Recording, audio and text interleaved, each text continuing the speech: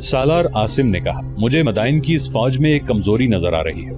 इस फौज में ईसाइयों की फौज के कबीलों के लोग भी हैं जो लड़ना तो जानते होंगे, लेकिन उन्हें जंग और बाकायदा मार्के का तजर्बा नहीं। मैं उन्हें एक मुसल्लह हुजूम कहूंगा। दुश्मन की दूसरी कमजोरी वो सिपाही हैं जो पिछले मार्के से भागे हुए मदाइन की फौज को रास्ते में मिले थे। मुझे यकीन है कि वो डरे हुए होंगे। उन्होंने अपने हजारों साथियों को तलवारों, तीरों और बर्छियों का शिकार होते देखा है। पसवाई की सूरत में वो सबसे पहले भागेंगे। खालिद रज़ियल्लाहु अन्हु ने पुरजोश आवाज में कहा, तुझ में वो अक्ल है जो हर बात समझ लेती है। खालिद रज़ियल्लाहु अन्हु ने उन सब पर निगाह दौड़ाई जो वहाँ मौजूद थे। उन्होंने कहा, तुम में कोई एक भी ऐसा नहीं जो इस बात को ना समझ सका हो, लेकिन दुश्मन के इस पहलू को ना भूलना कि उसके पास साजो सामान और रसद और कुमक की कमी नहीं। सिर्फ अंज़रगर की फौज हमारी फौज से 6 गुना ज्यादा है। मैंने जो तरीका सोचा है वो मौजू और मौसर जरूर होगा, लेकिन आसान नहीं। लड़ना सिपाह ने है। वो समझते हैं कि हम यहाँ क्यों आए हैं। फिर भी उन्हें अच्छी तरह से समझा दो कि हम वापस जाने के लिए नहीं आए और हम मदाइन में होंगे या खुदाए बुजुर्ग बरतर के हुजूर पहुंच जाएंगे। 2 मुअर्रिखों तिबरी और याकूत ने लिखा है कि ये फहमो फरासत की जंग थी। अगर तादाद और साजो सामान और दीगर जंगी अहवाल और कवायफ को देखा जाता तो आतिश परस्तों और मुसलमानों का कोई मुकाबला ही न था। खालिद रज़ियल्लाहु अन्हु का चेहरा उतरा हुआ था। उनकी रातें गहरी सोच में गुजर रही थी। खैमागाह में वो चलते चलते रुक जाते और गहरी सोच में खो जाते। उन्हें जमीन पर बैठकर उंगली से मिट्टी पर लकीरें डालते हुए भी देखा गया। खालिद रज़ियल्लाहु अन्हु के सामने सबसे बड़ा मसला ये था कि वो आतिश परस्तों से फैसला कुन मार्का लड़े बगैर वापस न आने का अहद कर चुके थे। उन्होंने हस्बे मामूल अपनी फौज को 2 हिस्सों में तकसीम किया। पहले की तरफ दाएं और बाएं पहलुओं पर सालार आसिम बिन अम्र और सालार अदी बिन हातिम को रखा। अपने साथ उन्होंने सिर्फ 1500 नफरी रखी, जिसमें पैदल थे और घुड़सवार भी। इस तकसीम के बाद उन्होंने कूच का हुक्म दिया। ये हुक्म उन्होंने जासूस की उस इत्तला के मुताबिक दिया कि अंज़रगर की फौज दरियाए फुरात उबूर कर रही है। खालिद रज़ियल्लाहु अन्हु ने अपनी रफ्तार ऐसी रखी कि आतिश परस्त दलजा में जूं ही पहुंचे वो उसके सामने हो। ये जंगी फहमो फरासत का गैर मामूली मुजाहिरा था। ऐसे ही हुआ जैसे उन्होंने सोचा था। अंज़रगर की फौज दलजा पहुंची तो उसे खेमे गाड़ने का हुक्म मिला, क्योंकि उसे बहमन की फौज का इंतजार करना था। फौज इतने लंबे सफर की थकी हुई खेमे गाड़ने लगी और उसके साथ ही शोर बबा हो गया कि बहमन जाज़विया की फौज आ रही है। तमाम सिपा उसके इस्तकबाल में खुशी का शोर-ओ-गुल मचाने लगी, लेकिन ये शोर अचानक खामोश हो गया। ये मदीना की फौज है, किसी ने बुलंद आवाज से कहा और उसके साथ ये कई आवाजें सुनाई दी। दुश्मन आ गया है, तैयार, होशियार। अंज़रगर घोड़े पर सवार आगे गया और अच्छी तरह देखा। ये खालिद रज़ियल्लाहु अन्हु की फौज थी और जंगी तरतीब में रहकर पड़ाव डाल रही थी। ये फौज खेमे नहीं गाड़ रही थी, जिसका मतलब ये था कि मुसलमान लड़ाई के लिए तैयार हैं। सालारे आला अंज़रगर को एक सालार ने कहा, हमारी दूसरी फौज नहीं पहुंची। मालूम हुआ है कि वो अभी दूर है, वरना हम इन मुसलमानों को अभी कुचल डालते। ये तैयार हैं और हमारी सिपा थकी हुई है। क्या तुम नहीं देख रहे कि इनकी तादाद कितनी थोड़ी है? अंज़रगर ने कहा, बमुश्किल 10,000 होंगे। मैं इन्हें च्योंटियों से ज्यादा कुछ नहीं समझता। इनके घुड़सवार दस्ते कहाँ हैं? कहाँ हो सकते हैं? उसके सालार ने कहा, खुला मैदान है, जो कुछ है साफ नजर आ रहा है। मालूम होता है कि हमारे सालारों को और कमांडारों को एक एक के 6-6 नजर आते रहे हैं। अंज़रगर ने कहा, शिकस्त खाकर भागने वालों ने मदाइन में बताया था कि मुसलमानों का रिसाला बड़ा जबरदस्त है और उसके सवार लड़ने के इतने माहिर हैं कि किसी के हाथ नहीं आते। मुझे तो इनका रिसाला कहीं नजर नहीं आ रहा। हमें झूठी इत्तलाएं दी गई हैं। सालार ने कहा, हम बहमन का इंतजार नहीं करेंगे। उसके आने तक हम इन मुसलमानों को खत्म कर चुके होंगे। मौरखों ने लिखा है कि मुसलमानों के घुड़सवार वहाँ नहीं थे। वहीं थोड़े से सवार थे जो प्यादों के साथ थे या खालिद रज़ियल्लाहु अन्हु के साथ कुछ घुड़सवार मुहाफिज थे। आतिश परस्तों के हौसले बढ़ गए। अंज़रगर के लिए ये फतह बड़ी आसान थी। खालिद रज़ियल्लाहु अन्हु ने इतनी थोड़ी सी नफरी के साथ इतने बड़े लश्कर के सामने आकर गलती की थी। जिस मैदान में दोनों फौजें आमने सामने खड़ी थी वो हमवार मैदान था। उसके दाएं और बाएं 2 बुलंद टीकरियां थीं। एक टीकरी आगे जाकर मुड़ गई थी, उसके पीछे एक और टीकरी थी। खालिद रज़ियल्लाहु अन्हु ने अपनी फौज को जंगी तरतीब में कर रखा था। उधर आतिश परस्त भी जंगी तरतीब में हो गए और दोनों फौजों के सालार एक दूसरे का जायजा लेने लगे। खालिद रज़ियल्लाहु अन्हु ने देखा कि आतिश परस्तों के पीछे दरिया था, लेकिन अंज़रगर ने अपनी फौज को दरिया से तकरीबन 1 मील दूर रखा था। आतिश परस्तों के पहले सालारों ने अपना अक़ब दरिया के बहुत करीब रखा था ताकि अक़ब महफूज रहे, लेकिन अंज़रगर ने अपने अक़ब की इतनी एहतियात न की। उसे यकीन था कि ये मुट्ठी भर मुसलमान उसके अक़ब में आने की जुर्रत नहीं करेंगे।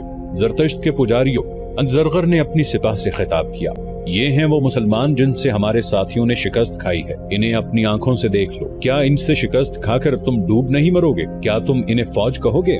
ये डाकुओं और लुटेरों का गिरोह है, इनमें से कोई एक भी जिंदा ना जाए। वो दिन यूं ही गुजर गया। सालार एक दूसरे की फौज को देखते और अपनी अपनी फौज की तरतीब सीधी करते रहे। अगले रोज खालिद रज़ी अल्लाह अन्हु ने अपनी फौज को हमले का हुक्म दे दिया। फारस की फौज तय दर तय खड़ी थी। मुसलमानों का हमला तेज और शदीद था, लेकिन दुश्मन की तादाद इतनी ज्यादा थी कि मुसलमानों को पीछे हटना पड़ा। दुश्मन ने अपनी अगली सफ को पीछे करके ताजा दम सिपाहियों को आगे कर दिया। खालिद रज़ी अल्लाह अन्हु ने एक और हमले के लिए अपने चंद एक दस्तों को आगे भेजा। घुमसान का मार्का रहा, लेकिन मुसलमानों को पीछे हटना पड़ा। आतिश परस्तों की तादाद भी ज्यादा थी और वो नीम ज़रा पोश भी थे। मुसलमानों को यूं महसूस हुआ जैसे वो एक दीवार से टकराकर वापस आ गए।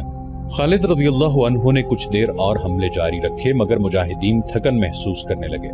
मुतादिद मुजाहिदीन जख्मी होकर बेकार हो गए। खालिद रज़ी अल्लाह अन्हु ने इस ख्याल से कि उनकी फौज हौसला न हार बैठे, खुद हमले के लिए सिपाहियों के साथ जाने लगे। इससे मुसलमानों का जज्बा तो कायम रहा, लेकिन उनके जिस्म शल हो गए। आतिश परस्त उन पर कहकहे लगा रहे थे। उस वक्त तक मुसलमानों ने खालिद रज़ी अल्लाह अन्हु की ज़ेरे कमान जितनी लड़ाइयाँ लड़ी थीं, उनमें ये पहली लड़ाई थी जिसमें मुसलमानों में अपने सालार के खिलाफ एहतजाज किया। एहतजाज दबा दबा सा था, लेकिन फौज में बेइत्मीनानी साफ नजर आ रही थी। खालिद रज़ी अल्लाह अन्हु जैसे अजीम सालार के खिलाफ सिपाहियों की बेइत्मीनानी अजीब सी बात थी। वो पूछते थे कि अपना सवार दस्ता कहाँ है। वो महसूस कर रहे थे कि खालिद रज़ी अल्लाह अन्हु अपने मखसूस अंदाज से नहीं लड़ रहे। खालिद रज़ी अल्लाह अन्हु सिपाहियों की तरह हर हमले में आगे जाते थे, फिर भी उनके सिपाहियों को किसी कमी का एहसास हो रहा था। दुश्मन की इतनी ज्यादा नफरी देखकर भी मुसलमानों के हौसले टूटते जा रहे थे। उन्हें शिकस्त नजर आने लगी थी। आतिश परस्तों ने अभी एक भी हल्ला नहीं बोला था। अंदज़रगर मुसलमानों को थका कर हमला करना चाहता था। मुसलमान थक चुके थे। खालिद रज़ी अल्लाह अन्हु अपनी फौज की ये कैफियत देख रहे थे, इसलिए उन्होंने हमले रोक दिए थे। वो सोच ही रहे थे कि अब क्या चाल चलें कि आतिश परस्तों की तरफ से एक देवहैकल आदमी सामने आया और उसने मुसलमानों को ललकार कर कहा कि जिसमें मेरे मुकाबले की हिम्मत है आगे आ जाए। ये 1000 मर्द पहलवान और तेगजन था। फारस में 1000 मर्द का लक़ब उस जंगजू पहलवान को दिया जाता था जिसे कोई शिकस्त नहीं दे सकता था। 1000 मर्द का मतलब था कि ये एक आदमी 1000 आदमियों के बराबर है। अंदज़रगर उस देव को आगे करके मुसलमानों का तमाशा देखना चाहता था। मुसलमानों में उसके मुकाबले में उतरने वाला कोई न था। खालिद रज़ी अल्लाह अन्हु घोड़े से कूद कर उतरे, तलवार निकाली और 1000 मर्द के सामने जा पहुंचे। कुछ देर दोनों की तलवारें टकराती रहीं और दोनों पैंतरे बदलते रहे। आतिश परस्त पहलवान मस्त भैंसा लगता था। उसमें इतनी ताकत थी कि उसका एक वार इंसान को 2 हिस्सों में काट देता। खालिद रज़ी अल्लाह अन्हु ने यह तरीका इख्तियार किया कि वार कम कर दिए, उसे वार करने का मौका देते रहे ताकि वो थक जाए। उस पर उन्होंने ये जाहिर किया जैसे वो खुद थक कर चूर हो गए हों। ईरानी पहलवान खालिद रज़ी अल्लाह अन्हु को कमजोर और थका हुआ आदमी समझकर उनके साथ खेलने लगा। कभी तलवार घुमाकर कभी ऊपर से नीचे को वार करता और कभी वार करता और हाथ रोक लेता। वो तंजिया कलामी भी कर रहा था। वो अपनी ताकत के घमंड में लापरवाह सा हो गया था। एक बार उसने तलवार यूं घुमाई जैसे खालिद रज़ी अल्लाह अन्हु की गर्दन काट देगा। खालिद रज़ी अल्लाह अन्हु ये वार अपनी तलवार पर रोकने की बजाय तेजी से पीछे हट गए। पहलवान का वार खाली गया तो वो घूम गया। उसका पहलू खालिद रज़ी अल्लाह अन्हु के आगे हो गया। खालिद रज़ी अल्लाह अन्हु इसी के इंतजार में थे। उन्होंने नोक की तरफ से पहलवान के पहलू में तलवार का इस तरह वार किया कि बर्छी की तरह तलवार उसके पहलू में उतारती। वो गिरने लगा तो खालिद रज़ी अल्लाह अन्हु ने उसके पहलू से तलवार खींचकर ऐसा ही एक और वार किया और तलवार उसके पहलू में दूर अंदर तक ले गए। तिबरी और अबू यूसुफ ने लिखा है कि पहलवान गिरा और मर गया। खालिद रज़ी अल्लाह अन्हु उसके सीने पर बैठ गए और हुक्म दिया कि उन्हें खाना दिया जाए। उन्हें खाना दिया गया जो उन्होंने 1000 मर्द की लाश पर बैठकर खाया। इस इनफरादी मार्के ने मुसलमानों के हौसले में जान डाल दी। आतिश परस्त सालार अंज़रगर ने भांप लिया था कि मुसलमान थक गए हैं, चुनाचे उसने हमले का हुक्म दे दिया। उसे बजा तौर पर अपनी फतह की पूरी उम्मीद थी। ये आतिश परस्त समुद्र की मौजों की तरह आए। मुसलमानों को अब कुचले जाना था। उन्होंने अपनी जानें बचाने के लिए बेजिगरी से मुकाबला किया। एक एक मुसलमान का मुकाबला 10-10, 12-12 आतिश परस्तों से था। अब हर मुसलमान जाती जंग लड़ रहा था। इसके बावजूद उन्होंने डिसिप्लिन का दामन न छोड़ा और भगदड़ न मचने दी। इस मौके पर भी सिपाहियों को ख्याल आया कि खालिद रज़ी अल्लाह अन्हु अपने पहलुओं को इस तरीके से क्यों नहीं इस्तेमाल करते जो उनका मखसूस तरीका था। खालिद रज़ी अल्लाह अन्हु खुद सिपाहियों की तरह लड़ रहे थे और उनके कपड़ों पर खून था जो उनके किसी जख्म से निकल रहा था। चूंकि ईरानियों की नफरी ज्यादा थी, इसलिए जानी नुकसान उन्हीं का ज्यादा हो रहा था। अंदज़रगर ने अपने दस्तों को पीछे हटा लिया और ताजा दम दस्तों से दूसरा हमला किया। یہ حملہ زیادہ نفری کا تھا، مسلمان ان میں نظر ہی نہیں آتے تھے۔ انزرغر کا یہ عہد پورا ہو رہا تھا کہ ایک بھی مسلمان کو زندہ نہیں جانے دیں گے۔ انزرغر نے مسلمانوں کا کام جلدی تمام کرنے کے لیے مزید دستوں کو حلہ بولنے کا حکم دے دیا۔ اب تو مسلمانوں کے لیے بھاگ نکلنا بھی ممکن نہ رہا، اب وہ زخمی شیروں کی طرح لڑ رہے تھے۔ خالد رضی اللہ عنہ اس معرکے سے آگے نکل گئے تھے، ان کا علم بردار ان کے ساتھ تھا۔ انہوں نے علم اپنے ہاتھ میں لے کر اوپر کیا اور ایک بار دائیں اور ایک بار بائیں کیا، پھر علم بردار کو دے دیا۔ یہ ایک اشارہ تھا۔ اس کے ساتھ ہی میدان جنگ کے پہلوؤں میں جو ٹیکریاں تھیں ان میں سے 2000 گھڑ سوار نکلے۔ ان کے ہاتھوں میں برچیاں تھیں جو انہوں نے آگے کر لی۔ گھوڑے سر پر دوڑے آ رہے تھے۔ وہ ایک ترتیب میں ہو کر آتش پرستوں کے عقب میں آ گئے۔ جنگ کے شور و غل میں آتش پرستوں کو اس وقت پتا چلا کہ ان پر عقب سے حملہ ہو گیا ہے جب مسلمانوں کے گھڑ سوار ان کے سر پر آ گئے تھے۔ یہ تھے مسلمانوں کے وہ سوار دستے جنہیں انزرغر ڈھونڈ رہا تھا۔ خود خالد رضی اللہ عنہ کی سپاہ پوچھ رہی تھی کہ اپنے سوار دستے کہاں ہیں۔ خالد رضی اللہ عنہ نے اپنی نفری کی کمی اور دشمن کی نفری کی افراط دیکھ کر یہ طریقہ اختیار کیا کہ رات کو تمام گھڑ سواروں کو ٹیکری کے عقب میں اس ہدایت کے ساتھ بھیج دیا تھا کہ اپنی فوج کو بھی پتہ نہ چل سکے۔ ان کے علم کے دائیں بائیں ہلنے کا اشارہ مقرر کیا تھا۔ گھوڑوں کو ایسی جگہ چھپایا گیا تھا جو دشمن سے 1.5 میل کے لگ بھگ دور تھی۔ وہاں سے گھوڑوں کے ہنہنانے کی آواز دشمن تک نہیں پہنچ سکتی تھی۔ ایک روایت یہ بھی ہے کہ رات کو گھوڑوں کے منہ باندھ دیے گئے تھے۔ ان 2000 گھوڑوں کے کماندار بسر بن عبی رحم اور سعید بن مرہ تھے۔ جب صبح لڑائی شروع ہوئی تھی تو ان دونوں کے کمانداروں نے گھڑ سواروں کو پارکاب کر دیا تھا اور خود ایک ٹیکری پر کھڑے ہو کر اشارے کا انتظار کرتے رہے تھے۔ آتش پرستوں پر عقب سے قیامت ٹوٹی۔ خالد رضی اللہ عنہ نے اگلی چال چلی جو پہلے سے طے کی ہوئی تھی۔ پہلوؤں کے سالاروں عاصم بن عمرو اور عدی بن حاتم نے لڑتے ہوئے بھی اپنے آپ کو بچا کر رکھا ہوا تھا۔ انہیں معلوم تھا کہ کیا کرنا ہے۔ جب گھڑ سواروں نے دشمن پر عقب سے حلہ بولا تو پہلوؤں کے ان دونوں سالاروں نے اپنے اپنے پہلو پھیلا کر آتش پرستوں کو گھیرے میں لے لیا۔ دشمن کو دھوکہ دینے کے لیے خالد رضی اللہ عنہ نے اپنا محفوظہ یعنی ریزرو بھی مارکے میں پہلے ہی جھونک دیا تھا۔ آتش پرستوں کے فتح کے نعرے آہو بکا میں تبدیل ہو گئے۔ مسلمان گھڑ سواروں کی برچیاں انہیں کاٹتی اور گراتی جا رہی تھی۔ دشمن میں بھگدڑ تو ان 1000 عیسائیوں نے مچائی جنہیں جنگ کا تجربہ نہیں تھا، اور اس بھگدڑ میں اضافہ دشمن کے ان سپاہیوں نے کیا جو پہلے مارکوں سے بھاگے ہوئے تھے۔ وہ جانتے تھے کہ مسلمان کسی کو زندہ نہیں چھوڑیں گے۔ اب مسلمانوں کے نعرے گرج رہے تھے۔ جنگ کا پانسا ایسا پلٹا کہ زرتشت کی آگ سرد ہو گئی۔ بعض مورخوں نے دلجا کے مارکے کو دلجا کا جہنم لکھا ہے۔ آتش پرستوں کے لیے یہ مارکا جہنم سے کم نہ تھا۔ اتنا بڑا لشکر ڈری ہوئی بھیڑ بکریوں کی صورت اختیار کر گیا تھا۔ وہ بھاگ رہے تھے، کٹ رہے تھے، گھوڑوں تلے روندے جا رہے تھے۔ مورخوں نے لکھا ہے کہ انزرغر زندہ بھاگ گیا، لیکن مدائن کی طرف جانے کی بجائے اس نے صحرا کا رخ کیا۔ اسے معلوم تھا کہ اگر وہ واپس گیا تو اردشیر اسے جلاد کے حوالے کر دے گا۔ وہ صحرا میں بھٹکتا رہا اور بھٹک بھٹک کر مر گیا۔ دوسرے آتش پرست سالار بہمن جازویہ کی فوج ابھی تک دلجا نہیں پہنچی تھی۔ مسلمانوں کو ایسا ہی ایک اور مارکا لڑنا تھا۔ آتش پرستوں کے دوسرے سالار بہمن جازویہ کو بھی دلجا پہنچنا تھا اور کسرا اردشیر کے مطابق اس کے لشکر کو اپنے ساتھی سالار انزرغر کے لشکر کے ساتھ مل کر خالد رضی اللہ عنہ کے لشکر پر حملہ کرنا تھا، مگر وہ دلجا سے کئی میل دور تھا اور اسے یقین تھا کہ وہ اور انزرغر مسلمانوں کو تو کچل ہی دیں گے، جلدی کیا ہے۔ اس کا لشکر آخری پڑاؤ سے چلنے لگا تو 4-5 سپاہی پڑاؤ میں داخل ہوئے۔ ان میں 2 زخمی تھے اور جو زخمی نہیں تھے ان کی سانسیں پھولی ہوئی تھی۔ تھکن اتنی کہ وہ قدم گھسیٹ رہے تھے۔ چہروں پر خوف اور شب بیداری کے تاثرات تھے اور ان تاثرات پر دھول کی تہ چڑھی ہوئی تھی۔ کون ہو تم؟ ان سے پوچھا گیا۔ کہاں سے آ رہے ہو؟ ہم سالار انزرغر کے لشکر کے سپاہی ہیں۔ ان میں سے ایک نے تھکن اور خوف سے کانپتی ہوئی آواز میں کہا۔ سب مارے گئے ہیں۔ دوسرے نے کہا وہ انسان نہیں ہیں۔ ایک اور کراہتے ہوئے بولا تم نہیں مانو گے، تم یقین نہیں کرو گے دوستو، یہ جھوٹ بولتے ہیں۔ جازویہ کے لشکر کے ایک کماندار نے کہا یہ بھگوڑے ہیں اور سب کو ڈرا کر بے قصور بن رہے ہیں، انہیں سالار کے پاس لے چلو، ہم ان کے سر قلم کر دیں گے، یہ بزدل ہیں۔ انہیں سالار بہمن جازویہ کے سامنے لے گئے۔ تم کون سی لڑائی لڑ کر آ رہے ہو؟ جازویہ نے کہا لڑائی تو ابھی شروع نہیں ہوئی، میرا لشکر تو ابھی۔ محترم سالار، ایک نے کہا جس لڑائی میں آپ نے شامل ہونا تھا وہ ختم ہو چکی ہے۔ سالار انزرغر لاپتہ ہیں۔ ہمارے تیغزن پہلوان 1000 مرد مسلمانوں کے سالار کے ہاتھوں مارا گیا ہے۔ ہم جیت رہے تھے، مسلمانوں کے پاس گھڑ سوار دستے ہی نہیں۔ ہمیں حکم ملا کہ عرب کے ان بدوؤں کو کاٹ دو، ان کی تعداد بہت تھوڑی تھی۔ ہم ان کے جسموں کی بوٹیاں بکھیرنے کے لیے نعرے لگاتے اور خوشی کی چیخیں بلند کرتے آگے بڑھے۔